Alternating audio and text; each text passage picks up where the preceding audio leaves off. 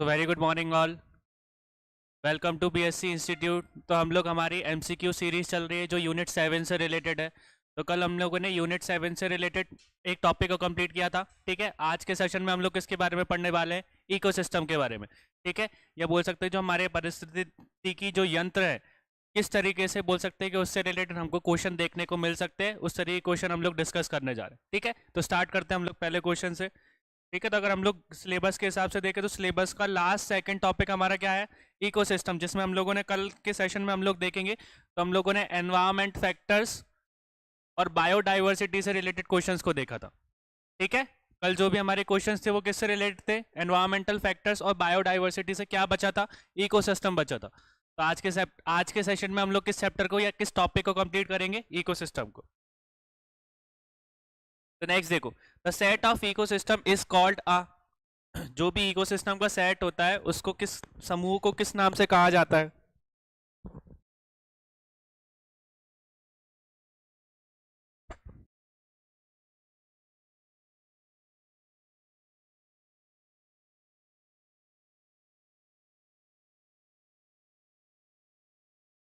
बताओ सभी लोग।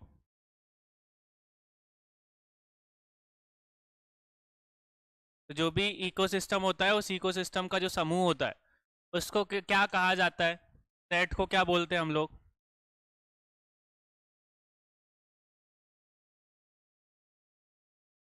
कोई आंसर नहीं दे रहा क्या? टॉपिक पता था ना?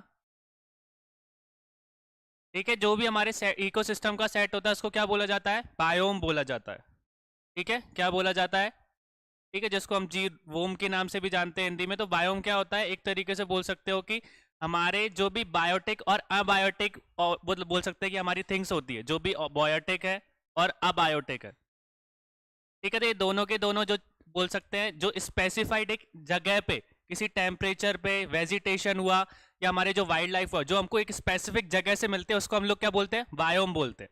ठीक है, तो जो बायोम रहता है क्या रहता है? एक तरीके से स्पेसिफिक क्षेत्र रहता है या स्पेसिफिक एरिया रहता है जहाँ पे एक ही तरीके के वेजिटेशन, एक ही तरीके के वाइल्ड लाइफ या कुछ हमको प्लांट्स, फ्लोरा एंड फौना देखने को मिलते हैं। ठीक है, तो इस चीज को हम लोग देखें तो ज्यादा डिटेल में देखेंगे तो नॉर्मल डेफिनेशन यही है।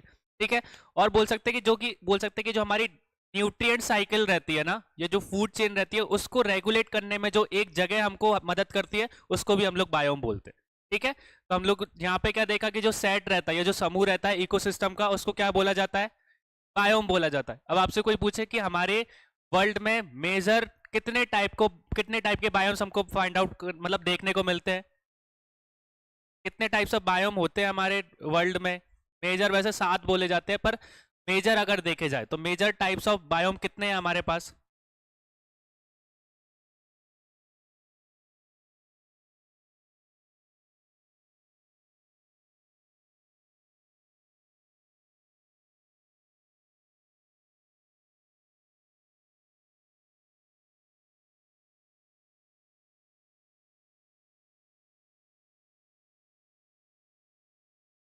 हमारे बोल सकते हैं कि 5 तरीके के बायोम्स हमको देखने को मिलते हैं। कितने तरीके के देखने को मिलते हैं?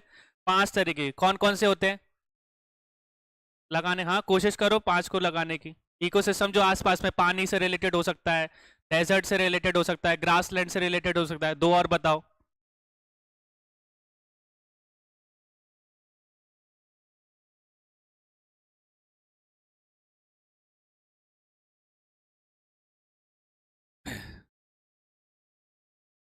तो सबसे पहले हमको किस तरीके के बायोम्स देखने को मिलते हैं? एक होते हैं एक्वेटिक। ठीक है, जो कि मैराइन बोल सकते लाइफ से रिलेटेड रहते हैं। दूसरे कौन से होते हैं हमारे? फॉरेस्ट। ठीक है, तीसरे कौन से होते हैं हमारे? ग्रासलैंड। चौथे कौन से होते हैं? डेजर्ट। और पांचवे कौन सा टाइप का बायोम रहता है हमारा? टुंड्रा, जो कि अलग तरीके का रहता है। ठीक है, तो इन सब से रिलेटेड हम लोगों ने चीजें देखी है। तो बायोम मतलब कि एक जगह का specific vegetation, specific climate, specific wild life. अगर हम डेजर्ट वाले एरिया में देखें तो डेजर्ट में हमको अलग अलग स्पेसिफिक क्लाइमेट देखने को मिलेगा। वो क्लाइमेट हमको फॉरेस्ट में देखने को मिलेगा क्या? नहीं देखने को मिलेगा। कैमल बोल सकते हैं कि हमारे जो फॉरेस्ट है या डेजर्ट है उसमें अलग तरीके के वाइल्ड लाइफ देखने को मिलेंगे, कैमल देखने को मिलेगा। तो जो जिसने बोल सकते हैं कि वहां पे रहना सीख लिया है, जो कि सर्वाइवर ऑफ द फिटेस्ट, आपने अगर वो लॉ के बारे में पढ़ा होगा, तो उस जगह पे जिस एनिमल ने सर्वाइव करना सीख लिया, उस तरीके की वाइल्ड लाइफ हमको उस जगह पे देखने को मिलती है। उस जगह का क्लाइमेट भी अलग होता है, उस जगह की वेजिटेशन भी अलग होती है, और उस जगह के वाइल्ड लाइफ भी अलग होते हैं। तो इन 5 तरीके के बायोम्स को हम लोग पूरे वर्ल्ड में ज्यादातर मेजर टाइप में देखते हैं। तो सब जगह पे 5 बायोम्स में हमारे वर्ल्ड को डिवाइड करके रखा है। एक होते हैं एक्वेटिक, ठीक है, दूसरे कौन से होते हैं, फॉरेस्ट, तीसरे ग्रासलैंड, चौथे और पांचवा जो हमको अलग से देखने को मिलता है वो कौन सा है, तुंद्रा। ठीक है, तो ये बोल सकते हैं 5 टाइप के बायोम्स हमको देखने को मिलते हैं। तो इस तरीके क्वेश्चन पूछा जा सकता है, which of these is not a biome. तो 5 को याद रखना है हमको, ठीक है। और बायोम हम लोगों ने देखा कि जो सेट रहता है इकोसिस्टम का, या इकोसिस्टम का जो समूह होता है, उसको क्या बोला जाता है, बायोम बोला जाता है। बायोम का अगर सिंपल मतलब चीज को देखने की कोशिश करो, तो एक तरीके का एरिया जहां पे एक ही तरीके का क्लाइमेट, एक ही तरीके का वेजिटेशन और एक ही तरीके का वाइल्ड लाइफ हमको देखने को मिले, एक स्पेसिफिक एरिया हम लोग बोल सकते हैं, ठीक है, सिंपल लैंग्वेज में। नेक्स्ट देखो, where are the lantana grassland found. तो जो लेंटेना घास के जो मैदान है वो कहां पर पाए जाते हैं, मैक्सिमो पाए जाते हैं ऑस्ट्रेलिया, साउथ अफ्रीका और फ्रांस। कहां पर हमको देखने को मिलते हैं लेंटेना घास के जो मैदान है, उनको बोल सकते हैं किस नाम से और जाना जाता है, अगर किसी को पता हो तो वो भी बताओ।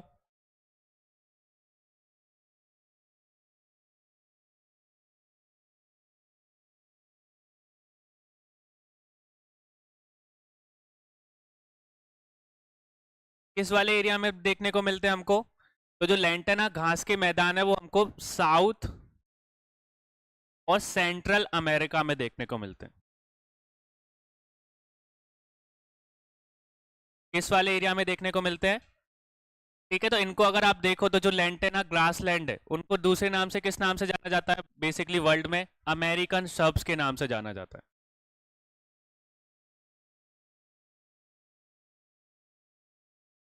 ठीक है। किस नाम से जाना जाता है, अमेरिकन सर्ब्स के नाम से जाना जाता है, ठीक है। और वो हमको कहाँ पे देखने को मिलते हैं, हमारे साउथ अमेरिका और सेंट्रल अमेरिका में। अब इन टॉपिक मतलब इस कॉन्टिनेंट से रिलेटेड देखो कि कौन सा ऑप्शन सही बैठ रहा है आपका, ठीक है। तो मैक्सिको जो है हमारा सेंट्रल अमेरिका में लाया करता है, ठीक है। तो ज्यादातर हमको ये जो अमेरिकन सर्ब्स है वो हमको यूएसए वाले रीजन में देखने को मिलेंगे, या बोल सकते हैं कि सेंट्रल एशिया, ब्राजील वगैरह, मैक्सिको, बोल सकते हैं कि अर्जेंटीना, ये वाले एरिया में देखने को मिलेंगे, ठीक है। नीचे पहले वगैरह चील वगैरह पे भी जाओगे तो वहां पे भी देखने को मिल जाएंगे। क्लियर हो गया ये चीज। इनको दूसरे नाम से लेंटेना ग्रासलैंड्स को और दूसरे नाम से किससे जाना जाता है। अब आपसे कोई पूछ ले कि इंडिया में ये जो लेंटेना ग्रास के जो मैदान है वो इंडिया में कहाँ देखने को मिलते हैं, हमने वर्ल्ड की तो बात कर ली कि वर्ल्ड में, हाँ, कहाँ पे देखने को मिलते हैं, बायोस्फीयर का हॉटस्पॉट कहाँ है, हमारे इंडिया में वेस्टर्न घाट्स में। अब वेस्टर्न घाट्स में भी कौन से रीजन में बोल सकते हैं, नीलगिरी बायोस्फीयर रिजर्व, ठीक है, जो कि कहाँ पे आता है, वेस्टर्न घाट्स में आता है हमारा, ठीक है।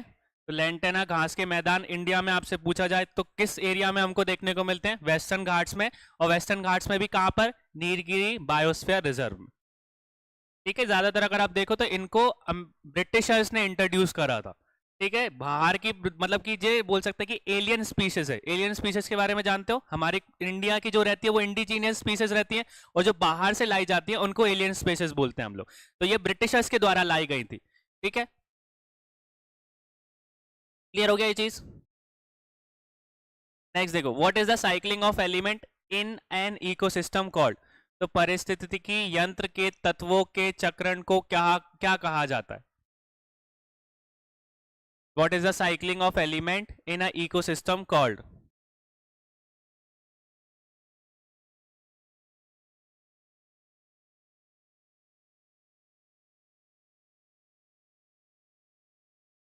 क्या बोला जाता है,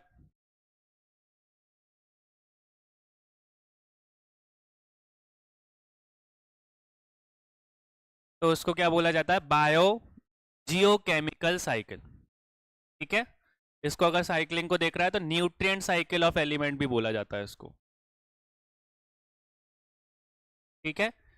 तो न्यूट्रिएंट साइकिल ऑफ बोल सकते हैं, ऑफ ए इकोसिस्टम बोल सकते हैं, या ऑफ एन एलिमेंट बोल सकते हैं, उसको क्या बोला जाता है, बायो जियो केमिकल बोला जाता है। अब इसमें बायो क्या रहता है, इसमें केमिकल तो हम लोगों को पता है, बायो का मतलब क्या होता है, लिविंग ऑर्गेनिज्म।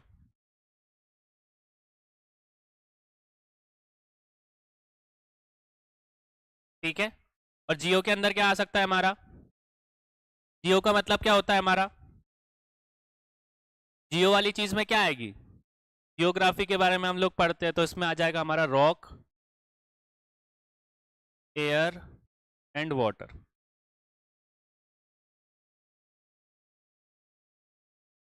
ठीक है, तो जो भी हमारा न्यूट्रिएंट साइकिल होती है किसी भी एलिमेंट की एक इकोसिस्टम में, उसको हम लोग किस नाम से बोलते हैं, बायो जियो केमिकल साइकिल, जिसमें बायो का मतलब क्या होता है, लिविंग ऑर्गेनिज्म, और जियो का मतलब क्या होता है, रॉक्स, एयर एंड वाटर। ठीक है, ये एक तरीके से समझ लो कि ये पाथवे है जो कि बहुत सारी जो आपकी बोल सकते हैं कि मतलब बहुत सारी जो साइकिल्स रहती है, केमिकल जो फॉर्म्स हमको देखने को मिलते हैं न्यूट्रिएंट्स के, उन सब के लिए एक पाथवे, एक तरीके से मार्ग बना के रखता है। ठीक है, उस तरीके का ये बोल सकते हैं साइकिल्स को बोली जाती है। नेक्स्ट देखो, in any ecosystem the pyramid of energy is, तो किसी भी पारिस्थितिक यंत्र में ऊर्जा का पिरामिड कैसा होता है, हिंदी में देखना है इसका, हमेशा सीधा होता है, शायद सीधा या उल्टा होता है, हमेशा उल्टा होता है, या उपयुक्त में से कोई भी नहीं होता है।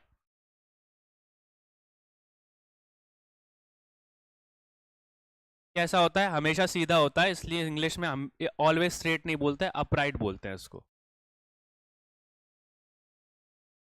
ठीक है, क्योंकि पिरामिड में हम लोग देखेंगे अभी, तो पिरामिड में जो आपकी ऊर्जा मतलब हम लोग रूल के बारे में भी पढ़ेंगे, तो जो भी एनर्जी रहती है मतलब कि सबसे नीचे जो है वो कौन से मतलब जो प्लांट्स है उनको क्या बोलते हैं हम लोग, प्राइमरी उत्पादक बोलते हैं, तो उनको क्या बोला जाता है, प्राइमरी प्रोड्यूसर बोला जाता है।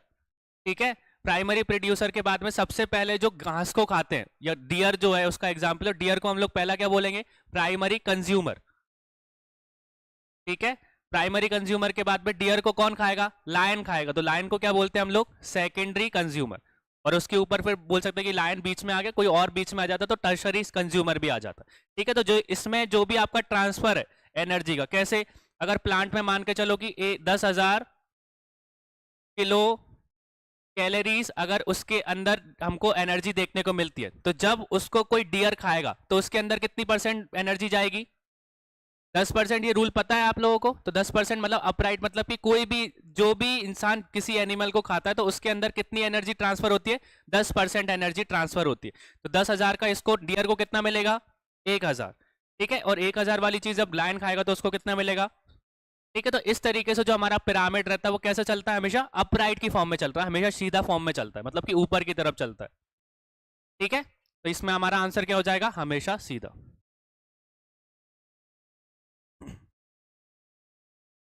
नेक्स्ट देखो, the flow of energy from one trophic level to another. अभी हम लोगों ने देखा कि एक ट्रॉपिक लेवल से जब एनर्जी दूसरे ट्रॉपिक लेवल में ट्रांसफर होती है तो उसमें कितनी एनर्जी ट्रांसफर होती है,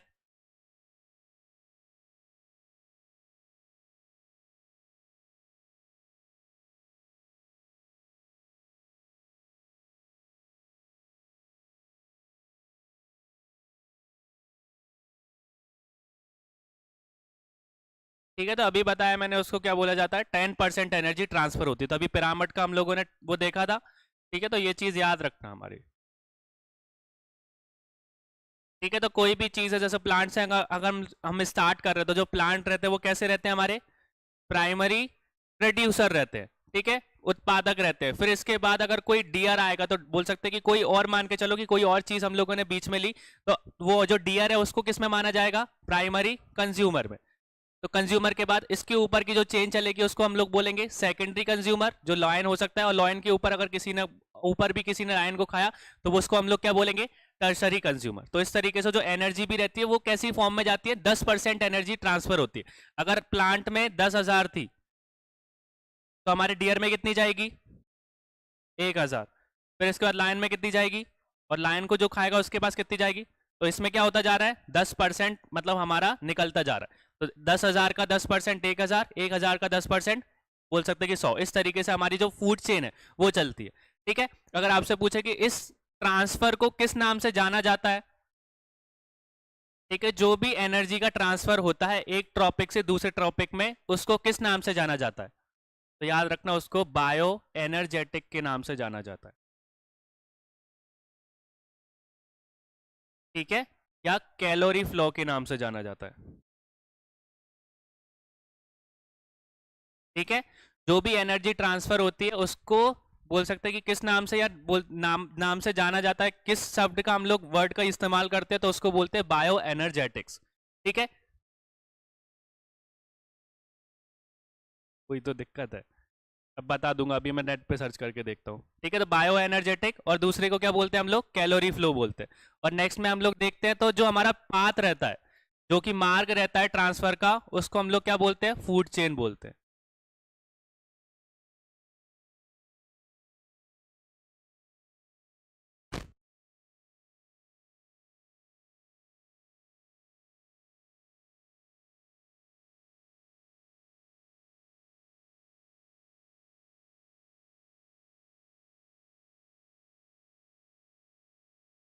ठीक है, तो एक बार हम देख लेंगे अभी। तो यहाँ पे अगर हम लोग आपसे कोई पूछे कि एक टॉपिक लेवल से दूसरे टॉपिक लेवल पे जब एनर्जी को ट्रांसफर किया जाता है, तो उसको क्या बोला जाता है? बायो एनर्जेटिक्स बोला जाता है, या कैलोरी फ्लो बोला जाता है। और जिस पाथ से वो जा रहा है, जो पाथवे है या जो मार्ग है, उसको किस नाम से जानते हैं हम लोग? फूड चेन के नाम से जानते हैं। तो यहाँ से ये चीज याद रखना।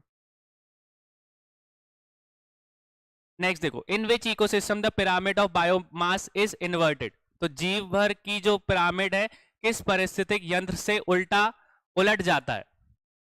जो बायोमास रहता है वो किसके कारण हमको उल्टा देखने को मिलता है? जिसमें बायोमास की जो मतलब पिरामिड रहता है वो उल्टा बनता है, किस बायोम में ये चीज देखने को मिलती है?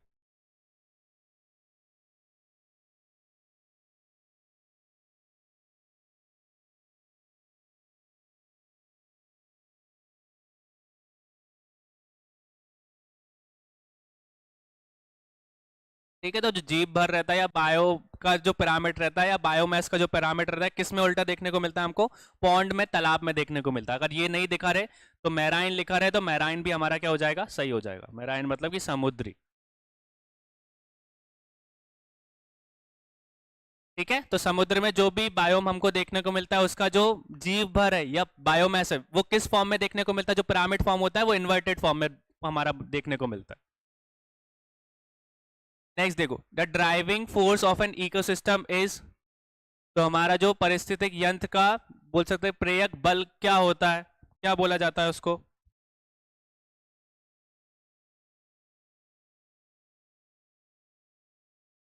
क्या बोला जाता है उसको?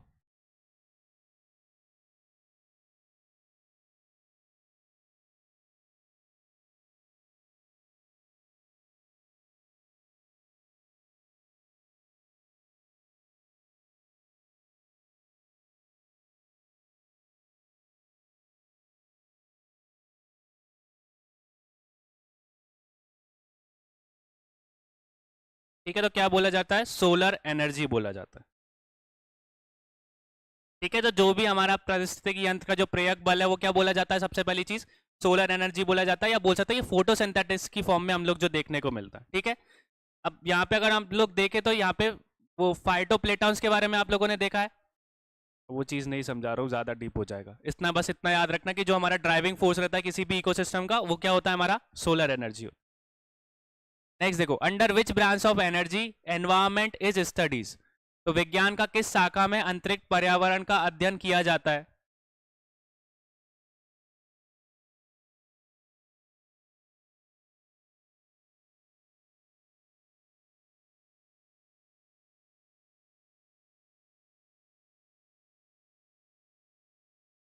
ठीक है, तो क्या बोला जाता है उसको? इकोलॉजी बोला जाता है, या इकोलॉजिकल साइंस बोला जाता है?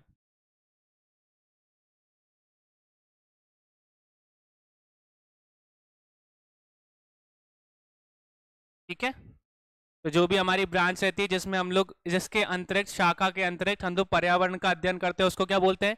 इकोलॉजी बोलते हैं, पारिस्थितिकी बोलते हैं, या इकोलॉजिकल विज्ञान बोलते हैं, या साइंस बोलते हैं उसको। नेक्स्ट देखो, अ food chain always bring with. तो हमारी जो बिगिन विथ, सॉरी, तो जो खाद्य संख्या रहती है उसका जो प्रारंभ है उसको, वो किससे होता है हमारा?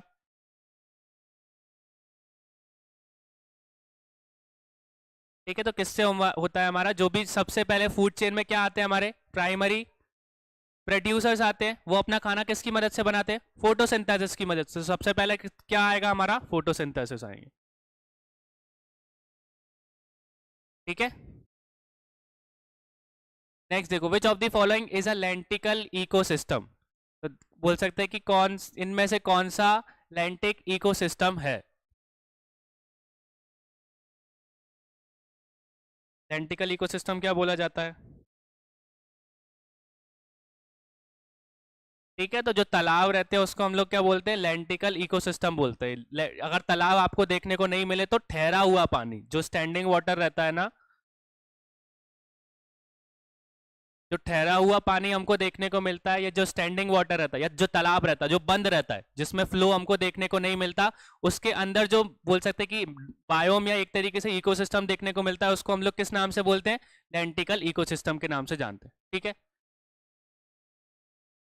क्लियर है ये चीज। तो जो ठहरा हुआ पानी स्टैंडिंग वाटर के अंदर कैसा इकोसिस्टम रहता है, लेंटिकल इकोसिस्टम रहता है। नेक्स्ट देखो, the amount of energy transport from one trophic level to another trophic level is an ecosystem is. तो पारिस्थितिक यंत्र में एक पोषी स्तर से दूसरी पोड़ी स्तर पे स्थानांतरण से ऊर्जा की मात्रा कैसी होती है, बढ़ती है, घटती है, स्थिर रहती है, या बढ़ सकती है या घट सकती है। ठीक है, तो हम लोगों ने देखा है अभी कैसी होती है, बढ़ती है या घटती है, घटती है। नीचे के पिरामिड से जब प्लांट से जब एनर्जी डीआर में ट्रांसफर होगी तो वो कितनी हो जाएगी, 10% होगी। तो 10% मतलब कम हो जाएगी, उस जितनी एनर्जी प्लांट की थी उसका 10% ही हमको डीआर में देखने को मिलेगा। ठीक है, नेक्स्ट देखो, identify the possible link question mark in the following food chain plant insect frog dash and eagle. तो निम्नलिखित में से खाद्य संख्या में संबंधित लिंक को बताना है हमको, कि पादप, कीड़, मेंढक के बाद में बाज, और उनके बीच में क्या आएगा हमारा, कि मतलब अगर इंसेक्ट है तो इंसेक्ट प्लांट्स को खाता है, मेंढक इंसेक्ट को खाता है। मेंढक को कौन खाता है, ठीक है, तो कौन खाता है, सांप खाता है, स्नेक आता है। तो स्नेक में हमको क्या दिख रहा है यहाँ पे, कोबरा। ठीक है, तो कोबरा को कौन खाता है, फिर ईगल खाता है। ईगल को क्या बोलते हैं हम लोग, बाज बोलते हैं। ठीक है, तो ये चीज याद रखना, अगर कोबरा ना देखने लगे तो क्या लिखा रहेगा यहाँ पे, स्नेक लिखा रहेगा। ठीक है, नेक्स्ट देखो, the sequence of the communities which change gradually at a particular place is called. तो जो बोल सकते हैं समुदायों का जो बोल सकते हैं पूर्ण क्रम है, जो श्रमक एक निश्चित स्थान पर बदलता रहता है, उसको क्या कहते हैं हम लोग, उसको क्या बोला जाता है।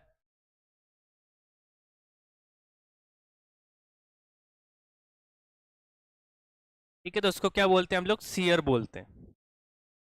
क्या बोलते हैं, सीयर बोलते हैं। ये चीज याद रखना, कोई भी सीक्वेंस रहता है कम्युनिटीज का जो कि ग्रेजुअली चेंज होता रहता है एक पर्टिकुलर प्लेस पे, उसको क्या बोला जाता है, सीरे बोला जाता है। नेक्स्ट देखो, the word ecosystem is derived from. तो जो इकोसिस्टम शब्द है उसको वो कहाँ से डिराइव हुआ है, फ्रेंच वर्ड है, या स्पेनिश वर्ड है, यूनानी वर्ड है, या अंग्रेजी वर्ड है। ठीक है, तो लोगों ने ग्रीक वर्ड बताना स्टार्ट कर दिया। कौन से ग्रीक वर्ड से इकोसिस्टम बना है,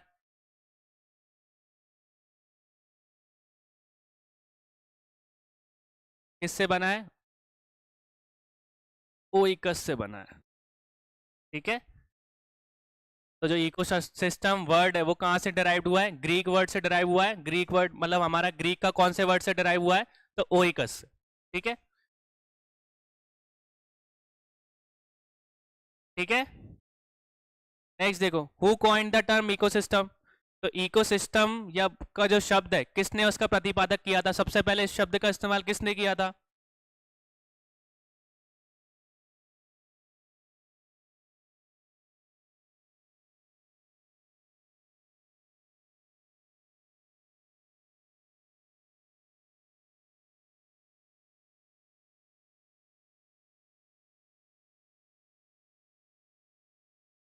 इकोसिस्टम का पूछा है। इकोसिस्टम का प्रतिपादक किसने किया था सबसे पहले,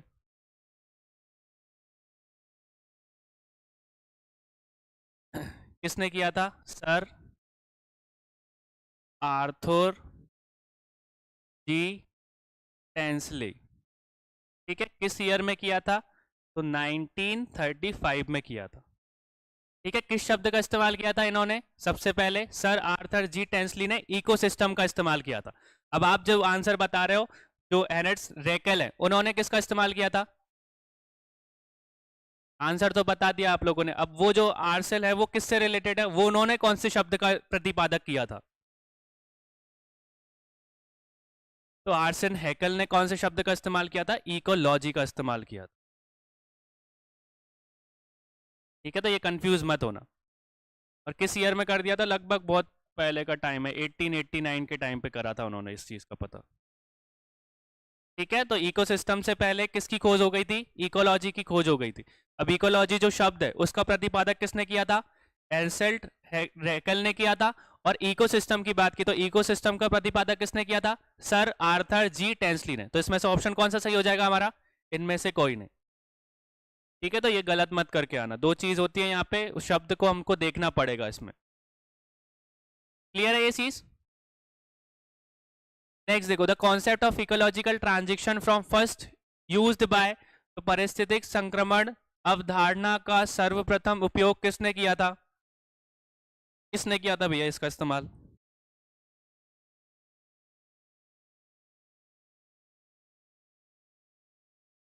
ठीक है, तो एक आंसर आ गया। किसने किया था? हमारे बेनलिट ने किया था, जिनका नाम क्या था? जॉन बेटलिट।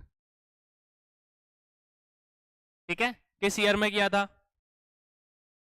किस ईयर में जॉन बेटलिट ने सबसे पहले इकोलॉजिकल ट्रांजिशन का कॉन्सेप्ट बताया था? तो 1976 में। ठीक है, नेक्स्ट देखो, which of the following trees is considered an environmental threat. अभी अच्छा इंपॉर्टेंट क्वेश्चन है कि निम्नलिखित वृक्षों में से कौन सा वृक्ष पर्यावरणीय संकट के लिए माना जाता है? कौन सा है हमारा? बबूल, नीम, इकोलिप्टस और पीपल।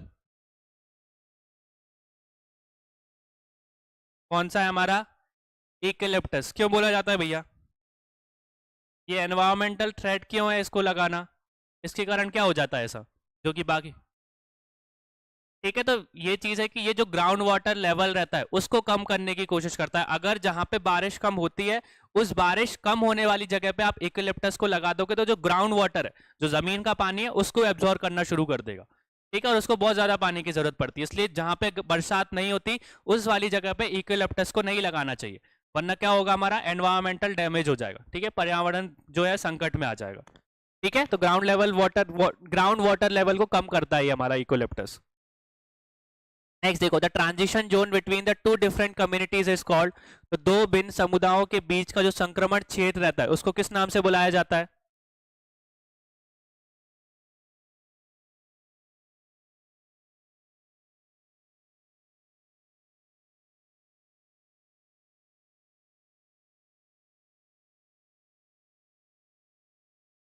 क्या बोला जाता है? दो भिन्न समुदायों के बीच का जो संक्रमण क्षेत्र रहता है उसको क्या बोला जाता है?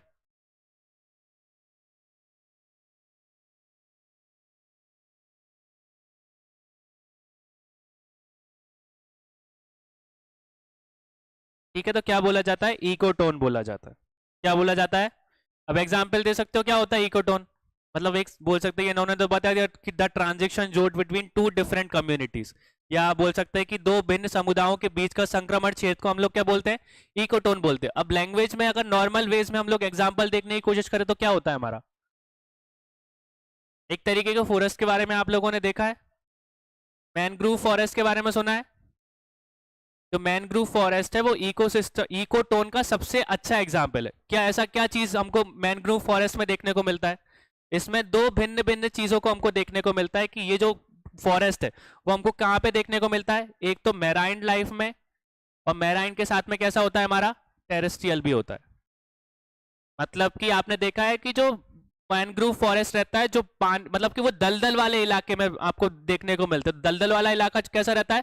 वो सब जहाँ पे पानी भी प्रेजेंट रहता है और साथ में क्या रहता है? लैंड भी रहता है। ठीक है, उससे एक और एग्जाम्पल हम लोग देख सकते हैं, वो क्या होता है? ग्रास लैंड भी एक अच्छा एग्जाम्पल है। ग्रासलैंड किसके अंदर आता है? एक इकोटोन के अंदर आता है, जो कि किससे मिलके बनता है?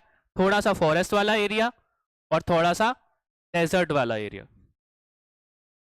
इसके बीच का जो पार्ट रहता है ना, उसको हम लोग क्या बोलते हैं, इकोटोन बोलते हैं। ठीक है, तो जो हमारे ग्रासलैंड है वो हमको कहाँ देखने को मिलते हैं, फॉरेस्ट और डेजर्ट के बीच में देखने को मिलते हैं। तो जो फॉरेस्ट और इको मतलब फॉरेस्ट को और डेजर्ट को बीच में से अलग कर रहा है, उस चीज को हम लोग क्या बोलते हैं, इकोटोन बोलते हैं। ठीक है, तो ये याद रखना कि जो हमारे इकोटोन है इसके दो बेस्ट एग्जांपल कौन से, एक मैनग्रोव फॉरेस्ट जो कि दलदल वाले इलाके में लगते हैं, तो दलदल वाले इलाके में पानी भी देखने को मिलता है और लैंड भी हमको देखने को मिलता है, तो मैराइन भी प्रेजेंट रहता है वहां पे, टेरेस्ट्रियल भी प्रेजेंट रहता है। दूसरा ग्रासलैंड, तो ग्रासलैंड में हमको फॉरेस्ट भी देखने को मिलते हैं, जंगल भी देखने को मिलते हैं, और जो बोल सकते हैं कि बीच वाला एरिया जो डिवाइड रहता है, एक तरफ फॉरेस्ट दिखेगा, एक तरफ हमको डेजर्ट देखने को मिलेगा। ठीक है, तो ये एग्जाम्पल याद रखना है इसके। विच of the following is the most stable ecosystem, सर्वाधिक स्थायी पारिस्थितिक यंत्र निम्नलिखित में से कौन सा है। मोस्ट स्टेबल इकोसिस्टम किसको बोला जाता है, किसको बोला जाता है, ओशियन को देखने को मिलता है। ये जो महासागर रहते हैं उसके अंदर जो पारिस्थितिक यंत्र रहता है वो कैसा रहता है, मतलब स्टेबल रहता है, वहां पे कोई हमको ज्यादा डिफरेंस देखने को नहीं मिलता, ज्यादा चेंज देखने को नहीं मिलता, जितना चेंज हमको लैंड पे, फॉरेस्ट में, डेजर्ट में देखने को मिल जाता है। क्लियर हो गया। नेक्स्ट देखो, which of the following is not a decomposer, इनमें से कौन सा अब द्रक नहीं है, कौन सा नहीं है भैया, डीकंपोजर इनमें से कौन सा नहीं है। ठीक है, तो देखा है बैक्टीरिया भी है, फंगई भी है, माइक्रो ऑर्गेनिज्म भी है, कौन सा नहीं है, वायरस नहीं है। ठीक है, विषाणु हमारे डीकंपोजर के कैटेगरी में काउंट नहीं होते। ठीक है, आपसे एक और चीज पूछ दी जाती है कि जो एल्गई रहते हैं, क्या एल्गई भी एक तरीके का डीकंपोजर है कि नहीं है। एल्गई जो हम लोग देखने को मिलती है, तो जो एल्गई है वो डीकंपोजर की कैटेगरी में आता है कि नहीं आता, नहीं आता भैया। इस तरीके का क्वेश्चन एक बार पूछा गया था, शायद यूपीएससी में ही आया था कि एल्गी जो डीकंपोजर है उसका टाइप है कि नहीं, तो डीकंपोजर भी एल्गी की टाइप में नहीं आता। क्लियर होगा। नेक्स्ट देखो, which gas is present in photocopy machine, तो फोटोकॉपी मशीन में कौन सी गैस होती है। ठीक है, तो फोटोकॉपी मशीन को बोला क्या जाता है, उसका पूरा नाम क्या है, जेरोक्स तो हम लोग शॉर्ट फॉर्म में यूज करते हैं, जेरोक्स का नाम है तो जेरोक्स का ही बोल सकते हैं कि अपर मतलब उसी फॉर्म में हमको देखने को मिलता है, तो क्या बोला जाता है उसको, बताओ सभी।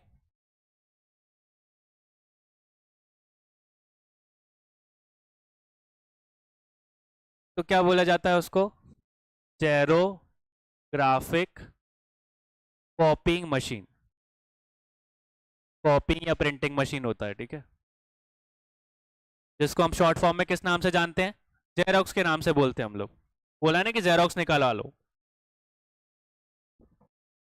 ठीक है, तो जो फोटोकॉपी मशीन रहती है उसको किस नाम से जाना जाता है, जेरोग्राफिक कॉपिंग या प्रिंटिंग मशीन, जिसको हम लोग शॉर्ट फॉर्म में क्या बोलते हैं, जेरोक्स बोलते हैं। तो जो जेरोक्स कॉपी की मशीन रहती है उस मशीन के अंदर हमको किस तरीके की गैस देखने को मिलती है, आंसर दिया है क्या, किस तरीके की देखने को मिलती है, तो ओजोन गैस देखने को मिलती है। कौन सी गैस देखने को मिलती है, ओजोन गैस, इसका फुल फॉर्म अगर हम फॉर्मूला देखें तो क्या होता है हमारा, O3। ठीक है, तो जब भी वो बोल सकते हैं कि हम फोटोकॉपी मशीन में आपकी मतलब कि फोटोकॉपी, जब आपकी मशीन वो मतलब कॉपी करने की कोशिश करती तो ओजोन लेयर की मतलब ओजोन गैस को इस्तेमाल करने की कोशिश करती। ठीक है, तो फोटोकॉपी मशीन में कौन सी गैस इस्तेमाल होती है, ओजोन गैस। नेक्स्ट देखो, where are alpha alpha grassland found, ये अलग अलग नहीं है, इसको एक ही तरीके से बोला जाता है। ठीक है, अगर नॉर्मल वे में देखोगे तो अल्फा अल्फा ग्रासलैंड जो है वो कहाँ पे फाउंड होते हैं, कहाँ पर देखने को मिलते हैं हमको,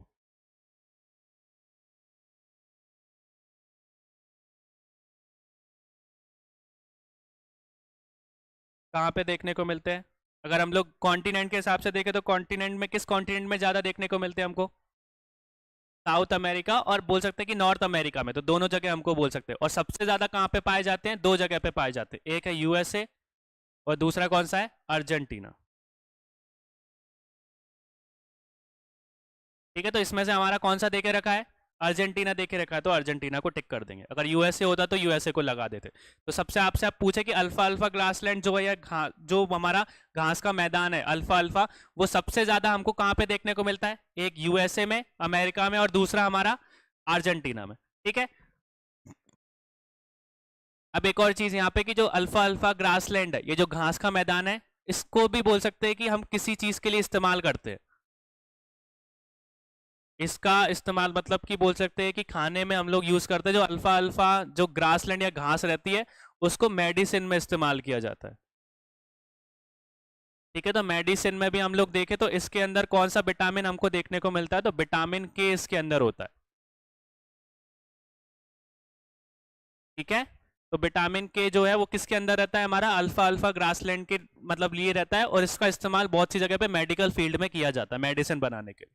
ठीक है, विटामिन के का पता है ना किस चीज के लिए हम लोग ज्यादातर इस्तेमाल करते हैं, जो ब्लड वगैरह रहता है जैसे क्लॉटिंग वगैरह हो जाती है तो जब दिया जाता है इससे रिलेटेड जो मशीन वो मेडिसिन बनती है वो इसी की बनती है बहुत सी जगह पे। Where are the park land grass land found, तो पार्क लैंड घास के मैदान कहाँ पर पाए जाते हैं,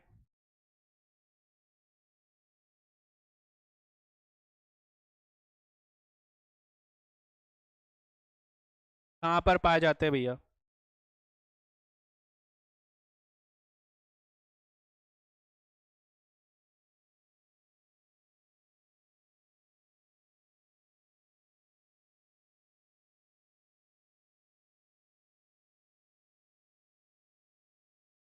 कहाँ पाए जाते हैं, साउथ अफ्रीका में पाए जाते हैं, क्योंकि इनमें से अगर ऑप्शन में देखें तो ऑप्शन के हिसाब से क्या है साउथ अफ्रीका। पर आपसे पूछा जाए कि जो पार्क लैंड ग्रास लैंड है या पार्क लैंड घास के जो मैदान है ज्यादातर हमको कहाँ देखने को मिलते हैं, यूएसए में और कनाडा में। ठीक है, सबसे ज्यादा हमको कहाँ देखने को मिलते हैं, दो जगह पे देखने को मिलते हैं, एक यूएसए और दूसरा कनाडा। ठीक है, अब यहाँ पे हम लोग देखते हैं कि यहाँ पे जो पार्क जो ये चीज है वो कहाँ पर हमको देखने को मिलती है, जो हमारा बोल सकते हैं कि जो जैसा क्लाइमेट है वो क्लाइमेट कैसा होना चाहिए इस तरीके के घासलैंड को उगने के लिए, टेम्परेट बोल सकते हैं कि टेम्परेट चाहिए या किस तरीके का हमको इस तरह वो टेम्परेचर की जरूरत पड़ती है यहाँ पे।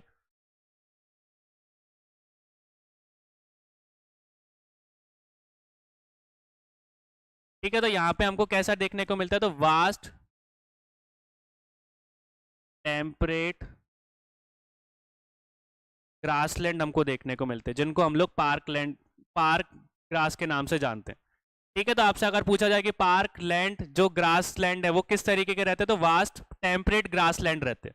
ठीक है, अब आपसे यहाँ पे पूछा जा सकता है कि ये वाला जो ग्रास लैंड है उसमें हमको दो तरीके के स्पीसीज देखने को मिलते हैं जो कि बहुत ही रेयर है, वो कौन कौन से है, तो ये चीज याद रखना, दो तरीके के कौन कौन से हैं, एक है हमारे मूस, ठीक है, और दूसरे हमारे वाइट टेल डियर।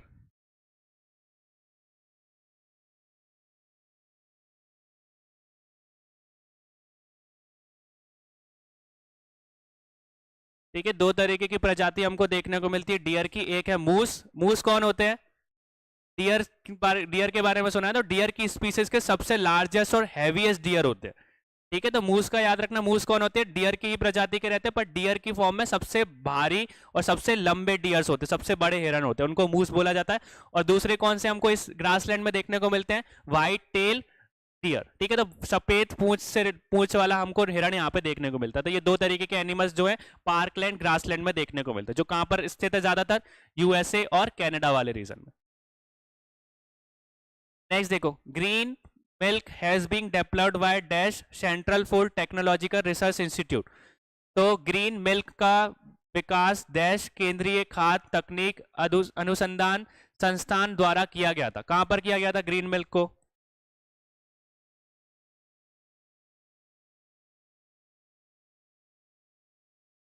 कहां पे किया गया था,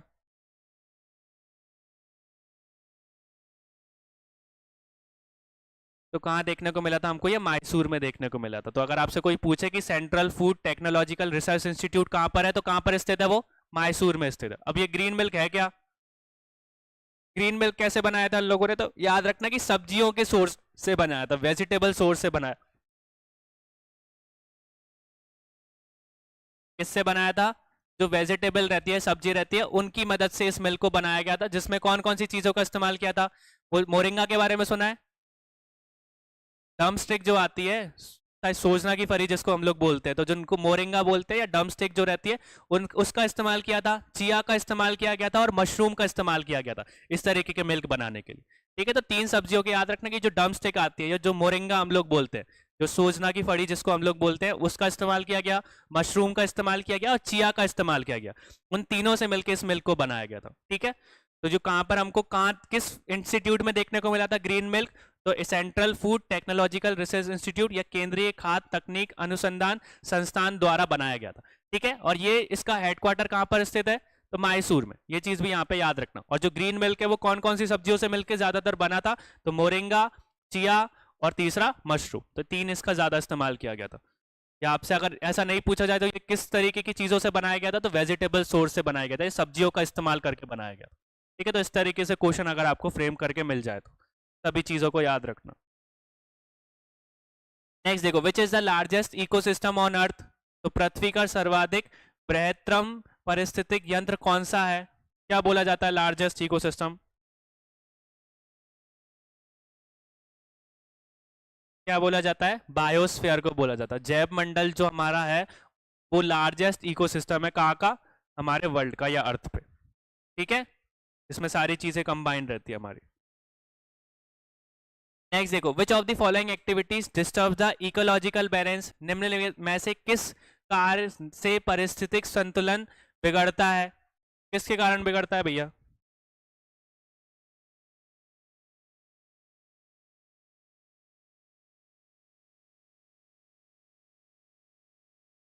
ठीक है, तो डिफॉरेस्टेशन के कारण बनता है। अगर वनों को अगर आप काटोगे, पेड़ों को काटोगे, तो उसके कारण क्या होगा, इकोलॉजिकल जो बैलेंस है वो डिस्टर्ब होगा। इसके साथ साथ और किसके कारण हो सकता है, ग्रीन हाउस गैसेस को जलाकर। ठीक है, अगर ग्रीन हाउस गैसेस का आप ज्यादा इस्तेमाल करोगे तो उसके कारण भी तो आपका इकोलॉजिकल बैलेंस डिस्टर्ब होगा। ठीक है, पॉल्यूशन के कारण हो सकता है, प्रदूषण के कारण, और साथ में हमारा जो इंडस्ट्रियल गैसेस आती हैं जो रिलीज होती है उनके कारण भी इकोलॉजिकल बैलेंस क्या होता है, डिस्टर्ब होता है।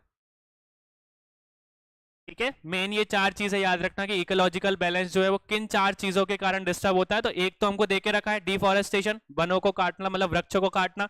दूसरा क्या है, ग्रीन हाउस गैसेस जो भी है, हमने कल पढ़ी थी green house gases, methane, chlorofluorocarbon का ज्यादा इस्तेमाल करने से भी क्या होगा, इकोलॉजिकल बैलेंस बिगड़ेगा। पॉल्यूशन हमने देखा ही है, और पॉल्यूशन के साथ में जो इंडस्ट्रीज या जो बोल सकते हैं कि हमारी जो फैक्ट्रीज रहती है, जो इंडस्ट्रीज रहती है, वहां से जो गैसेस निकलती है उसके कारण भी इकोलॉजिकल बैलेंस खराब होता है। ठीक है, ecology is a permanent feasibility is the slogan of which. ठीक है, तो पारिस्थितिक स्थायी मित्रयक्ति है, इसको किस आंदोलन में नारा लगाया गया था, तो परमानेंट इकोलॉजी बोल देना। ठीक है, फ्यूगिलिटी सही नहीं लग रहा, इकोनॉमी सही लगेगा। ठीक है, तो ecology is a permanent economy is the slogan of which movement, किस टाइम पे ये बोल सकते हैं कि स्लोगन दिया गया था,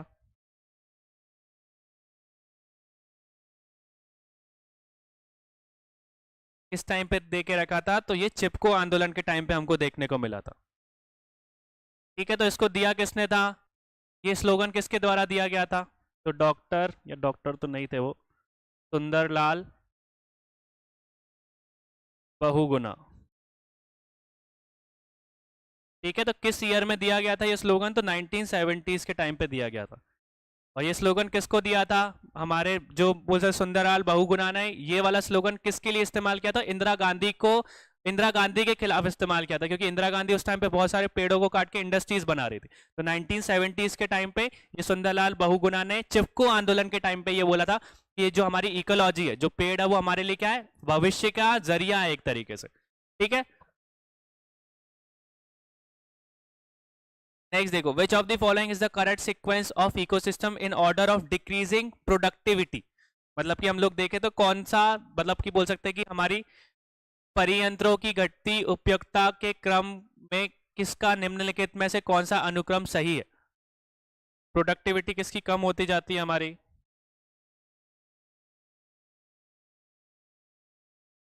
ठीक है, उत्पाद का के क्रम के हिसाब से देखें तो।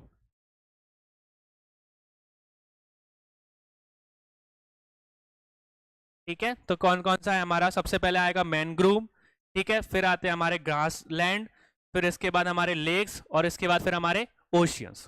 ठीक है, तो मैनग्रूव, ग्रास स्थल, झील और महासागर। तो ये हमारे उपयुक्तता के क्रम के हिसाब से देखें तो ये हमारा क्या है, सही सीक्वेंस। नेक्स्ट देखो, the correct sequence of different component in a food chain of a grass land ecosystem is. तो एक घास स्थलीय पारिस्थितिक यंत्र में खाद्य श्रृंखला में भिन्न घटनाओं का सही क्रम कौन सा है? सबसे पहले हमको क्या देखने को मिलेगा, जो प्राइमरी कंज्यूमर है, प्रोड्यूसर है, कौन है इसमें प्राइमरी प्रोड्यूसर? सबसे पहले तो प्लांट ही आएगा, तो प्लांट में हमको क्या देखने को मिल रहा है, ग्रास देखने को मिल रहा है, तो ये वाले ऑप्शन तो गलत ही हो गए। ठीक है, तो सबसे पहले ग्रास कॉपर आ ही नहीं सकता, तो सबसे पहले क्या आएगा, ग्रास, फिर इसके बाद ग्रास कॉपर, फिर ग्रास कॉपर को कौन खाएगा, फ्रॉग, और फ्रॉग के बाद स्नेक। तो पहला वाला स्टेटमेंट क्या हो गया? ठीक है, तो ये फूड चेन रिलेटेड क्वेश्चंस याद रखना, इस तरीके से क्वेश्चन पूछे जा सकते हैं आपसे। नेक्स्ट देखो, the first nutrient level includes. तो प्रथम पोषक स्तर के अंतरिक्त क्या आता है? कार्निवोरस आते हैं, हार्बीवोरस आते हैं, या ओमनीवोरस आते हैं?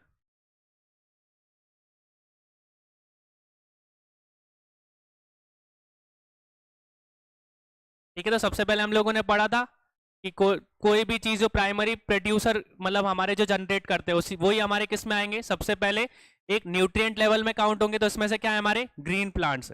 ठीक है, जो कि हमारे प्राइमरी प्रोड्यूसर है। ठीक है, फिर इसके बाद हम लोग बात करते हैं हर्बीवोरस की, तो ये क्या रहेंगे, ये अगर प्राइमरी प्रोड्यूसर है तो ये क्या होंगे हमारे हर्बीवोरस, प्राइमरी कंज्यूमर। फिर इसके बाद हम लोग ओमनीवोरस पे आते हैं, तो वो कौन से हो सकते हैं, सेकेंडरी। अब आपसे कोई पूछे कि ह्यूमन जो है वो किस कैटेगरी में आते हैं, प्राइमरी कंज्यूमर में आते हैं, सेकेंडरी कंज्यूमर में आते हैं, या टर्शरी कंज्यूमर्स में आते हैं? प्रोड्यूसर तो में तो आ ही नहीं सकते, उसमें तो हमारे ग्रास वगैरह आएंगे। जो मानव रहते हैं वो किस में आएंगे, प्राइमरी प्रोड्यूसर में आएंगे, या प्राइमरी वो सेकेंडरी कंज्यूमर में आएंगे, या टर्शरी कंज्यूमर में आएंगे? अब ये चीज याद रखना, जो ह्यूमन रहते हैं उनको दोनों कैटेगरी में काउंट किया जाता है।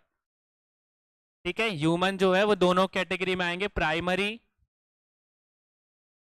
कंज्यूमर में भी काउंट किया जाता है उनको, और सेकेंडरी कंज्यूमर में भी काउंट किया जाता है।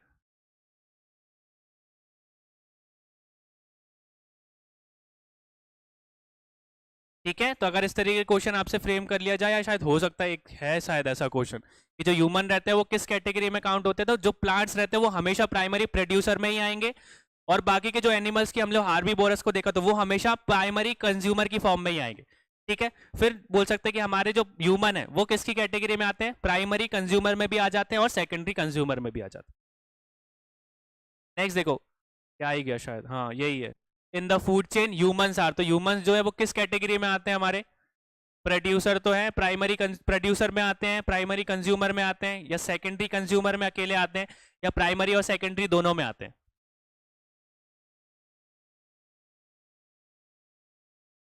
ठीक है, तो किस में आते हैं, दोनों में आते हैं हमारे। प्राइमरी में भी उनको इंक्लूड किया जाता है, तो मतलब बोल सकते हैं प्राथमिक या द्वितीयक उपयोगिता में काम, मतलब उन दोनों को काउंट किया जाता है। नेक्स्ट देखो, एक मनुष्य के जीवन में सुचारू रूप से चलने के लिए आवश्यक न्यूनतम भूमि भाग को क्या कहा जाता है? What is the minimum land area required for the human to live a smooth life is called. क्या बोला जाता है, जो कि जीवन मतलब इंसान को एक लिमिट मिनिमम लैंड की जरूरत रहती है अपने जीवन को बिताने के लिए?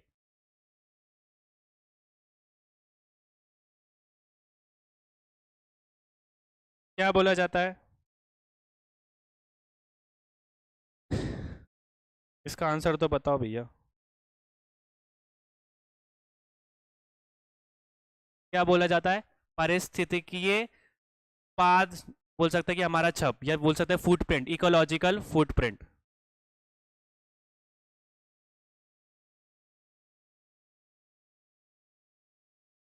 ठीक है, पदछप जो रहते हैं हमारे, उससे रिलेटेड हमारा जो ह्यूमन को रहने के लिए जो लिमिटेड या मिनिमम लैंड की जरूरत रहती है उसको हम लोग किस नाम से जानते हैं, इकोलॉजिकल फुटप्रिंट के नाम से जानते हैं। ठीक है, तो इसको याद रखना, ये इंपॉर्टेंट क्वेश्चन है। नेक्स्ट देखो, पारिस्थितिक पदछाप या बोल सकते हैं इकोलॉजिकल फुटप्रिंट के माप की इकाई क्या होती है? किस तरीके से हम लोग जो फुटप्रिंट रहता है, इकोलॉजिकल फुटप्रिंट है, उसको मेजर करते हैं, किस यूनिट से मेजर करते हैं?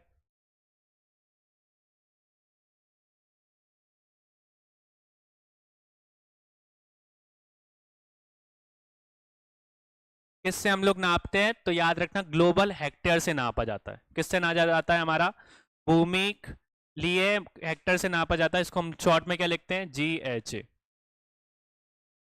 ठीक है, अगर आपसे पूछा जाए कि एवरेज इकोलॉजिकल या एवरेज हम लोग देखे थे इकोलॉजिकल फुटप्रिंट क्या है पूरे दुनिया का, जो कि एवरेज हम लोग निकाले तो वो कितना होता है? 1.6 GHA। ठीक है, पर कैपिटा। ये पूरे वर्ल्ड का एवरेज है। वहीं पे अगर हम इंडिया की बात करें तो इंडिया का एवरेज कितना निकलता है?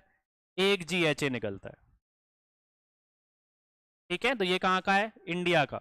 यूएसए का कितना होगा? ज्यादा होगा या कम होगा? ज्यादा ही होगा। तो यूएसए का कितना देखने को मिलता है? 7.5 GHA पर कैपिटा। ठीक है, अगर दुनिया की बात करें तो दुनिया का इकोलॉजिकल फ्रंट को अगर हम लोग मेजर करें तो किस में नापते हैं हम लोग? ग्लोबल हेक्टेयर में नापते हैं।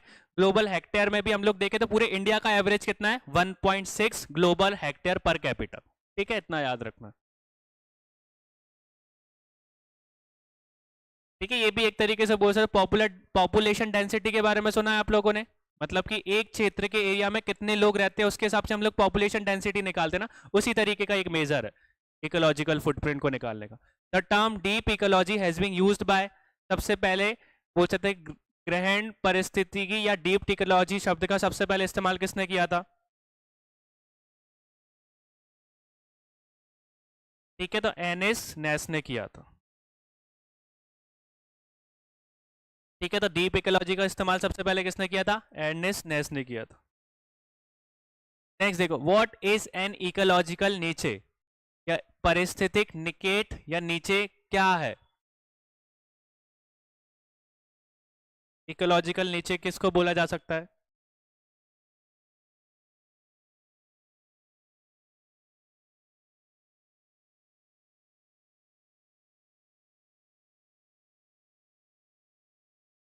ठीक है, तो क्या बोला जा सकता है? प्रत्येक परिवेश जहां जीव अपने जीवनीय संबंध या भौतिक पर्यावरण में रहते हैं।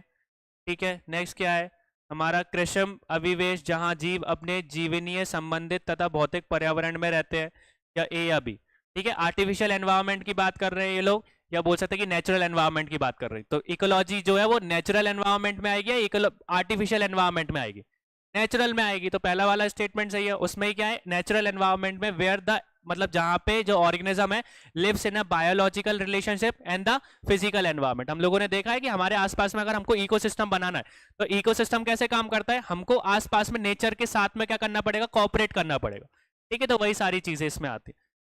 तो प्राकृतिक परिवेश जहां जीव अपने जीवनीय संबंध और भौतिक पर्यावरण में रहते हैं, उस वर्ड को, उस शब्द को हम लोग किस नाम से जानते हैं? इकोलॉजिकल नीचे या इकोलॉजिकल निकेट के नाम से जानते हैं। What are the coniferous forest found? तो जो हमारे शंकुधारी जो वन है वो कहां पर पाए जाते हैं? कॉर्निफरस जो फॉरेस्ट है वो कहां पाए जाते हैं?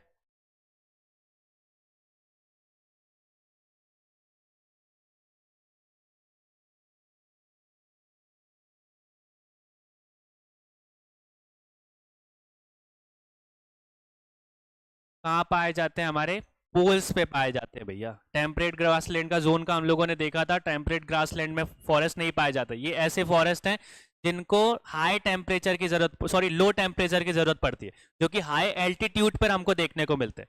हाई एल्टीट्यूड मतलब कि पोल्स पे देखने को मिलते हैं, आर्टिक सर्कल पे या बोल सकते हैं अंटार्कटिका पे।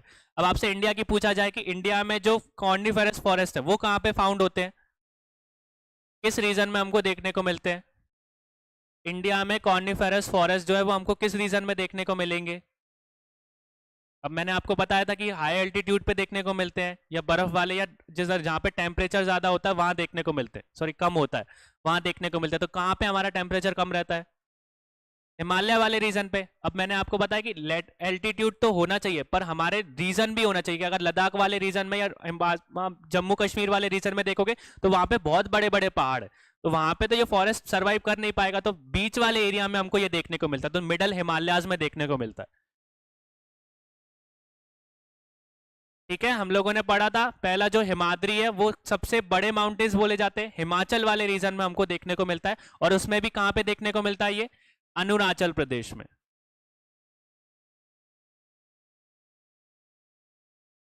ठीक है, तो अरुणाचल प्रदेश से लगा हुआ जो एरिया है या अरुणाचल प्रदेश वाले क्षेत्र में हमको किस तरीके के फॉरेस्ट देखने को मिलते हैं, कॉनिफेरस फॉरेस्ट देखने को मिलता है।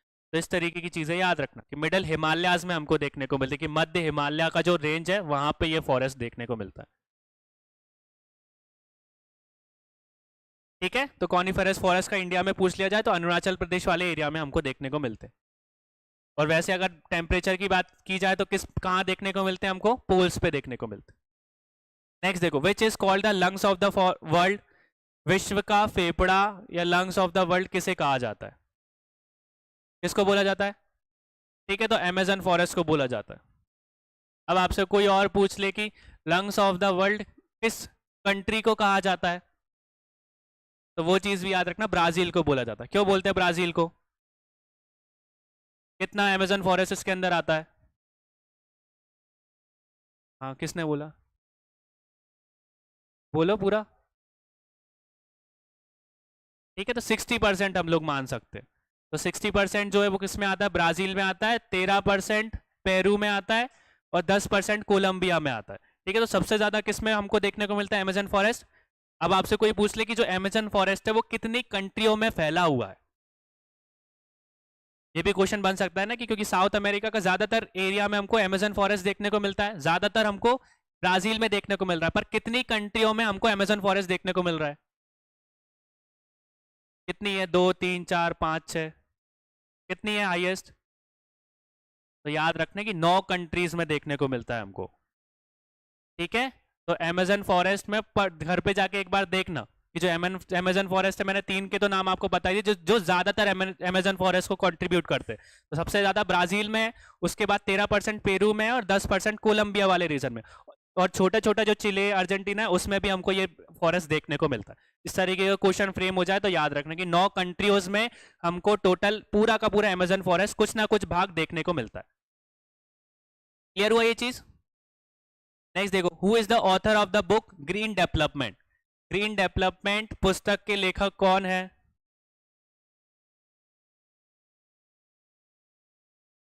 और देखो एक और चीज और बता दूं, मैं भूल गया, ये जो अगर आपको अमेजन फॉरेस्ट के बारे में नहीं देके रखा हो, कभी इसकी जगह पे ट्रॉपिकल रेन फॉरेस्ट देके रखा हो तो भी आपका आंसर सही होगा।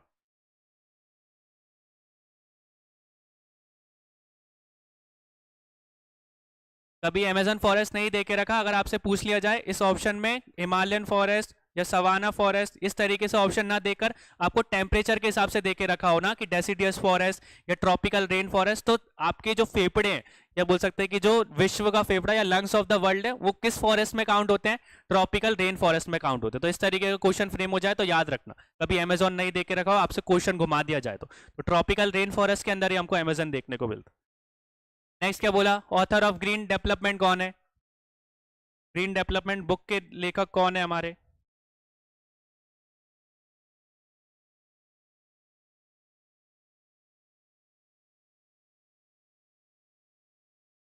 ठीक है, तो कौन है हमारे? WM Adams. ठीक है, तो WM एडम्स जो है वो यहाँ के ग्रीन डेवलपमेंट के ऑथर है। अब ये चीज ठीक है, ये पुराना बुक है, अब इसी टॉपिक से रिलेटेड हमको करंट में अभी चीज देखने को मिली थी, ग्रीन डेवलपमेंट पैक्ट साइन हुआ था अभी।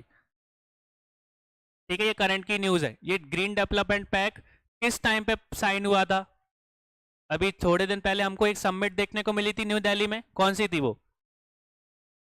G20 समिट हुई थी कि नहीं हुई थी? तो G20 समिट में इस तरीके का जो पैक है वो हमको देखने को मिला था। तो नीति आयोग ने एक वर्कशॉप बनाई थी सस्टेनेबल फ्यूचर के लिए, जिस पैक को, जिस वो जो आप बोल सकते हैं वर्कशॉप जो है वो किसके अंतरिक्त बनाई गई थी? तो ग्रीन डेवलपमेंट पैक के अंदर बनाई गई थी। ठीक है, तो ये लेटेस्ट का ही क्वेश्चन है आपका। तो ग्रीन डेवलपमेंट पैक किसके द्वारा बनाया गया था, इसकी चर्चा किस में देखने को मिली थी हमको? G20 समिट में देखने को मिली थी। कहां हुई थी? न्यू दिल्ली में हुई थी। ठीक है, उसमें हमको क्या देखने को मिला? ग्रीन डेवलपमेंट पैक देखने को मिला, और नीति आयोग ने एक वर्कशॉप भी स्टार्ट की थी इससे रिलेटेड। ठीक है, तो नीति आयोग ने क्या स्टार्ट किया था? एक वर्कशॉप बनाई थी जो किसके ऊपर बेस्ड थी? ग्रीन डेवलप मतलब किसके ऊपर बेस्ड थी? ग्रीन डेवलपमेंट पैक के ऊपर, जो कि फ्यूचर का मतलब एक तरीके से किसका विकास चाली थी? तो सस्टेनेबल फ्यूचर का एक तरीके से उन्होंने विचार किया था या विकास के लिए इसका इस्तेमाल किया था। तो इस तरीके की ये चीज करंट की है, ये चीज याद रखना। ठीक है, वो एकदम से याद आ गया मुझे। क्लियर हुआ ये चीज? नेक्स्ट देखो, which of the following is a artificial ecosystem? तो इनमें से कौन सा कृषिक या पारिस्थितिक यंत्र है जो कि आर्टिफिशियली बनाया गया या मैन मेड ने बनाया है? ठीक है, तो किसने बनाया आर्टिफिशियल इकोसिस्टम में से? ये क्या आएगा हमारा? ठीक है, तो जो धान का खेत रहता है, ये जो एग्रीकल्चर रहता है, वो किसके कैसा इकोसिस्टम माना जाता है? आर्टिफिशियल इकोसिस्टम माना जाता है, जो कि हम लोग खुद लगाते हैं। फॉरेस्ट को हम लोगों ने लगाया क्या? ठीक है, जो मेराइन लाइफ है या ग्रासलैंड या लेक्स वगैरह है, उन लोगों हमने लगाई है क्या? नहीं लगाई, वो अपने आप बनी हुई है।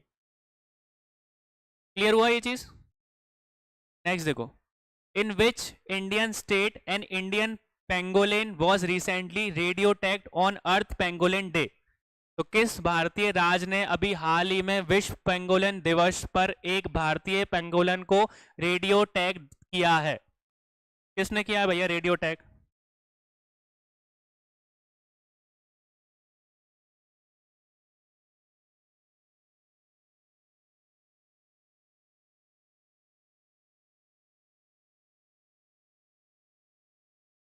ठीक है, तो किसने किया है? मध्य प्रदेश ने किया है। तो मध्य प्रदेश का ये क्वेश्चन है। अब आपसे क्यों बोला जाता है ये जो पेंगोलिन है वो क्यों बोल सकते हैं कि ये चीज याद रखना कि दुनिया का सबसे ज्यादा ट्रैफिकिंग मैमल बोला जाता है। ट्रैफिकिंग मतलब जानते हो कि सबसे बड़ा काला बाजारी इसी एनिमल की होती है। अगर आपसे कोई पूछे कि दुनिया में सबसे ज्यादा काला बाजारी किस मैमल की होती है, तो पेंगोलिन की होती है। ठीक है, तो याद रखना कि वर्ल्ड्स लार्जेस्ट ट्रैफिकिंग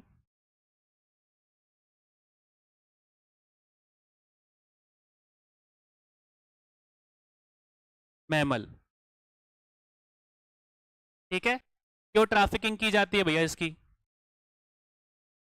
ट्रैफिकिंग मतलब समझते हो, काला बाजारी हमको देखने को मिलती है। इनको मार दिया जाता है, मारने के बाद में इनकी बेसिकली दो चीजों के लिए इस्तेमाल किया जाता है। एक तो बोल सकते हैं कि ये मीट के लिए इस्तेमाल किया जाता है, उनका मांस खाने के लिए। दूसरा उनकी स्किन का इस्तेमाल किया जाता है। ठीक है, आपने देखा हो पेंगोलिन तो बहुत मतलब कि हार्ड सब्सटेंस से बना रहता है, उसकी जो चमड़ी रहती है वो हार्ड रहती है, तो लेदर के लिए हम लोग इस्तेमाल करते हैं। और एक और चीज जो सबसे ज्यादा इंपॉर्टेंट है, उसके सील्स, ये तराजू मतलब समझते हो ना, उनको बोलते हैं हम लोग। तो उनके तराजू रहते हैं पेंगोलिन के, उसको इस्तेमाल किया जाता है मेडिसिन की फील्ड में। जो कैरेटिन के बारे में सुना है, तो जो कैरेटिन रहता है उसके तराजू से मिलकर बनता है हमको। ठीक है, तो जो कैरेटिन आपने देखा होगा बहुत सारे शैम्पूज में भी इस्तेमाल किया जाता है, तो वो जो चीज है जो आपका न्यूट्रिएंट्स है वो किस में देखने को मिलता है हमको? पेंगोलिन के सील्स में देखने को मिलता है, तराजू में देखने को मिलता है। ठीक है, उससे मेडिसिन भी बनाई जाती है। आपने देखा होगा कि जिन मदर्स को ब्रेस्ट फीडिंग में दिक्कत आती है, उन ब्रेस्ट फीडिंग के लिए इस तरीके का कैरेटिन की दवाइयां बनाई जाती है उनके लिए। ठीक है, तो मेन वो चीज है कि ज्यादातर हम लोगों ने ब्रेस्ट फीडिंग मदर्स के लिए इस तरीके की दवाई हमको देखने को मिली है। ठीक है, तो ये अभी करंट में न्यूज आया था, पूरा आर्टिकल था इसके ऊपर हिंदूज में। क्लियर हो गया? तो ये चीज याद रखना, जो इंडियन पेंगोलिन, और ये भी याद रखना कि यहाँ पे इंडियन पेंगोलिन की बात हो रही है। अब आपसे कोई पूछे कि पेंगोलिन की कितनी टोटल प्रजाति पूरे वर्ल्ड में हमको देखने को मिलती है, तो टोटल कितनी है? 8 प्रजाति है। ठीक है, कॉन्टिनेंट की बात करूं तो 4 अफ्रीका में देखने को मिलती है और 4 एशिया में देखने को मिलती है। ठीक है, तो पेंगोलिन की हम लोग प्रजाति की बात करें तो टोटल 8 प्रजाति होती है। 4 अफ्रीका में देखने को मिलती है कॉन्टिनेंट में, और 4 कहां पे देखने को मिलती है? एशिया में। अब इंडिया की बात करें तो इंडिया में कितने टाइप के पेंगोलिन हमको देखने को मिलते हैं? कितनी स्पीसीज देखने को मिलती है? तो 2 स्पीसीज देखने को मिलती है। ठीक है, तो इस तरीके से चीजें याद रखना कि इंडिया में पेंगोलिन की कितनी स्पीसीज देखने को मिलती है, तो 2 हमको देखने को मिलती है। क्लियर हो गया ये चीज? नेक्स्ट देखो, the region which act as a boundary line और transition zone between two ecosystem. तो वह क्षेत्र जो दो पारिस्थितिक यंत्रों के मध्य सीमा रेखा अथवा संक्रमण क्षेत्र के रूप में कार्य करता है, ये हमने पढ़ चुका है इसको। उसको क्या बोला जाता है? इकोटोन बोला जाता है। ठीक है, अभी हम लोगों ने इकोसिस्टम के बारे में देखा, इकोलॉजी के बारे में देखा। अब इकोटोन शब्द का इस्तेमाल सबसे पहले किसने किया था? बताओ जल्दी से।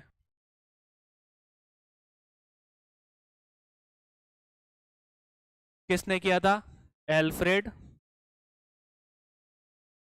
नलासे ने किया था। ठीक है, किस टाइम पे किया था? तो याद रखना कि 1850s के टाइम पे किया था उसने।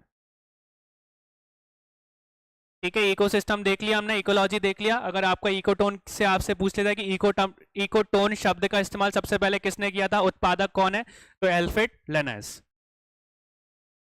क्लियर हुआ ये चीज?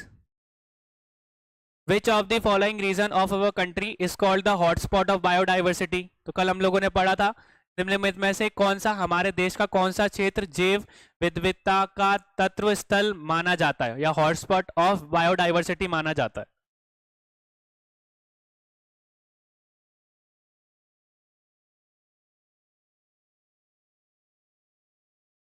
ठीक है, तो किसको बोला जाता है? इनमें से हम लोग देखें तो क्या है, हमारा वेस्टर्न घाट्स है। वैसे टोटल कितने हॉटस्पॉट बोले जाते हैं हमारे बायोडाइवर्सिटी के? 4 हम लोगों ने पढ़े थे। एक पहला कौन सा है हमारा, दूसरा हिमालयास, तीसरा इंडो वर्मा का रीजन, और चौथा सुंडालैंड।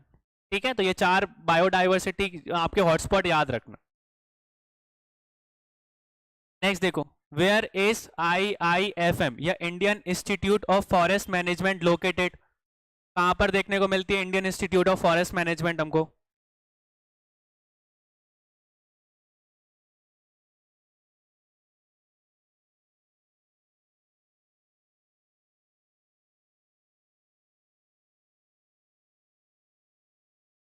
ठीक है, तो कहां पर स्थित है, हमारे मध्य प्रदेश में स्थित है, भोपाल में। ठीक है, तो Indian institute of forest management हमको कहां देखने को मिलता है? अब किस ईयर में स्टैब्लिश हुआ था ये बताओ, और किस मिनिस्ट्री के अंदर ये मैनेजमेंट आता है? मिनिस्ट्री बता दो, स्टैब्लिशमेंट मैं बता दूंगा। किस मिनिस्ट्री के अंदर Indian institute of forest management work करता है?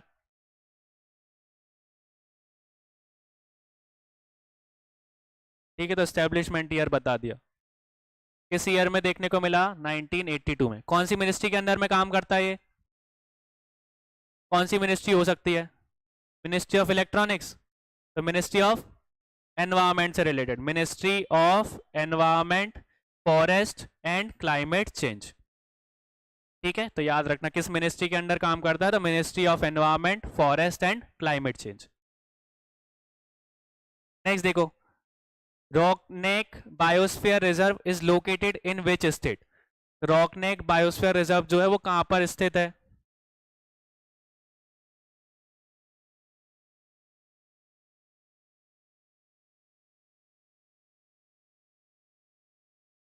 ठीक है, कहां पर स्थित है? मेघालय में स्थित है। अब आपसे पूछा जाए कि जो रॉकनेक है वो किस हिल की हाईएस्ट पीक है? रॉकनेक किस जगह की सबसे ऊंची चोटी मानी जाती है?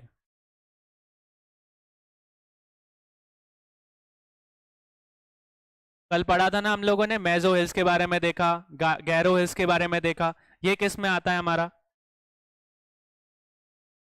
ये किसकी हाईएस्ट पीक मानी जाती है? हाईएस्ट पीक ऑफ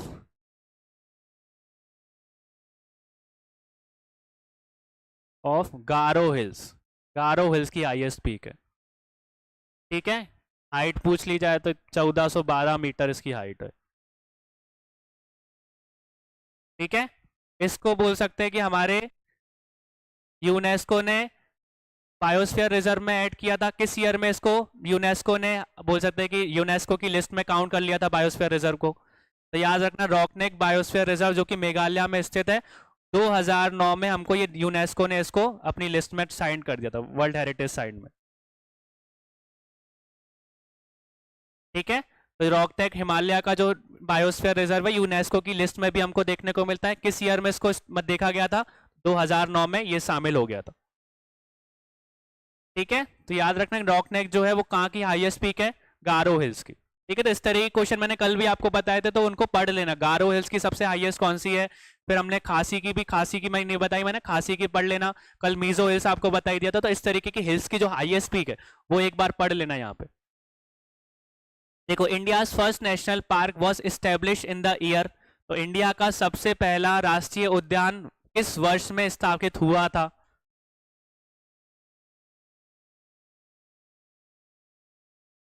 कौन सा था और भैया वो पहला नेशनल पार्क? कौन सा था? Jim Corbett. कहाँ पे देखने को मिलता है हमको? उत्तराखंड, जो नैनीताल वाला एरिया है वहां पर हमको देखने को मिलता है। किस ईयर में हुआ था? 1936 में हुआ था। ठीक है, तो याद रखना कौन सा था वो, जिम कॉर्बेट।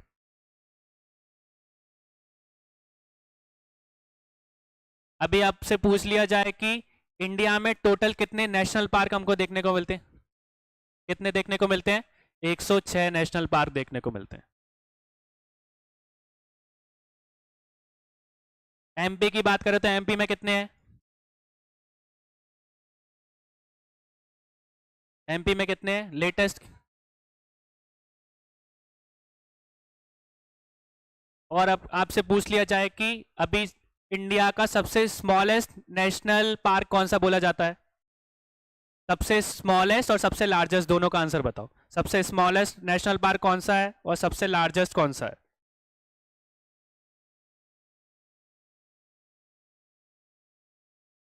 लार्जेस्ट तो बता दिया, ठीक है। हेमिस नेशनल पार्क जो है वो कौन सा है? सबसे लार्जेस्ट है,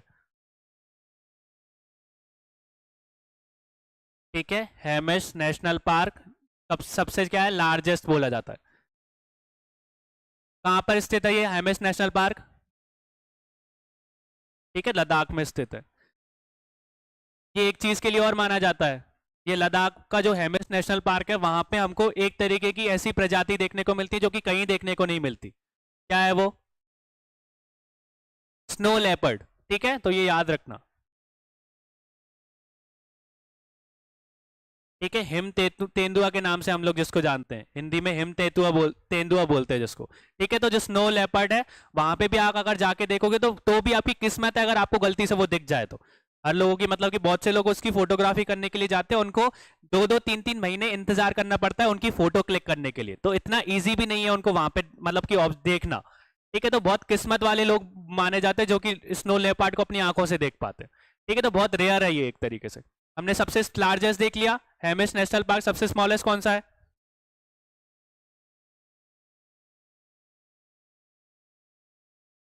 ठीक है, लार्जेस्ट ही आया, स्मॉलेस्ट तो आया ही नहीं अभी तक। ये भी बता दो कि अभी न्यूएस्ट नेशनल पार्क कौन सा ऐड हुआ है? न्यूएस्ट सबसे नया नेशनल पार्क कौन सा ऐड हुआ है या नेशनल पार्क घोषित बनाया गया है?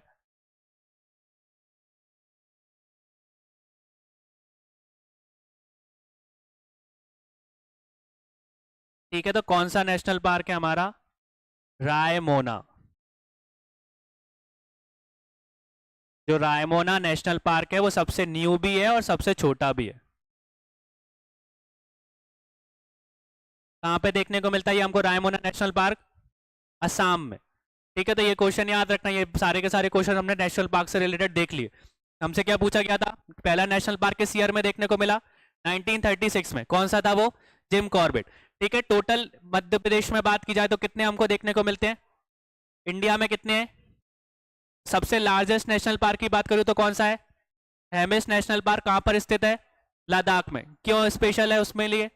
क्योंकि स्नो लेपर्ड हमको वहीं वाले एरिया में देखने को मिलता है, वो भी बहुत कम देखने को मिलता है। सबसे छोटा नेशनल पार्क कौन सा है? कहां पे स्थित है? और सबसे नया और सबसे पुराने की बात, सबसे छोटे की बात की जाए तो दोनों कौन से हमारे? रायमोना नेशनल पार्क, जो कहां पर देखने को मिलता है? असम। क्लियर हो गया? ये सारी की सारी चीजें देख लेना एक बार। नेक्स्ट देखो, the flow of energy in an ecosystem deserve as we go from lower to higher trophic level, this can be explained by. ठीक है, तो ये आपका जो क्वेश्चन है वो क्या है? आज का क्वेश्चन ऑफ द डे है। तो इसको आपको जो आंसर है आपको कमेंट सेक्शन में देना है। इसका आंसर मैं कल आपको बता दूंगा, ये शायद लास्ट ईयर पूछा गया था 2022 में, ठीक है। तो ये वाला जो क्वेश्चन है वो आपके लिए होमवर्क है, इसका आंसर सबको कमेंट सेक्शन में देना है, ठीक है। तो यहाँ से हम लोगों ने इकोसिस्टम से रिलेटेड क्वेश्चंस को देखा। कल हम लोग इसके नेक्स्ट वाला जो टॉपिक है पॉल्यूशन डिजास्टर रिलेटेड है उसको सॉल्व करेंगे, ठीक है।